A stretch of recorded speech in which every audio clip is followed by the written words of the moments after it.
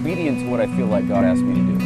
And the result was Finding Joy Beyond the Headlines, a book that I really never thought I was going to write, but a book that I'm so happy that I did write. It's a book that offers you an opportunity to see God working in your life, an opportunity to see how God is working in our everyday mess, the stuff we hear on the news, the stuff we see on TV, we read in the paper, we see online. None of it's uplifting. None of it is probably what you would consider joyful. But there is joy beyond the headlines if you know how to find it. But it wouldn't do me much good to write a book about finding joy if I didn't tell you where that joy can ultimately be found. And I actually came across it one day while reading my Bible in Psalms chapter 16. I'll share those two verses that really changed my life and pointed me towards how to find joy. Psalm 16 verse 11 says this, "You have made known to me the path of life.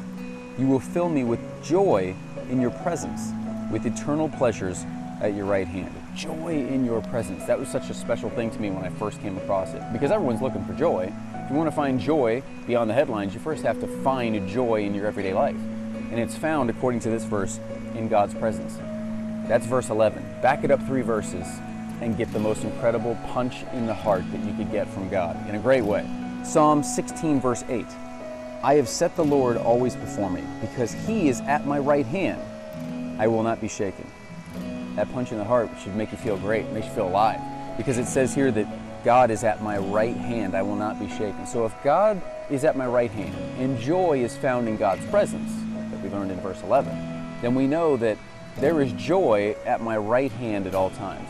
We know that there's terrible things going on in this world. We know that all the headlines that you read on the news, all the things that you see in movies and TV and the internet, most of it's not going to be uplifting, most of it's not going to be joyful. But we do know that God is right there, closer than our shadow, at our right hand at all times, which means joy is available to us all the time. We just have to learn where to look for it. And as we found there in Psalm chapter 16, it's not that far.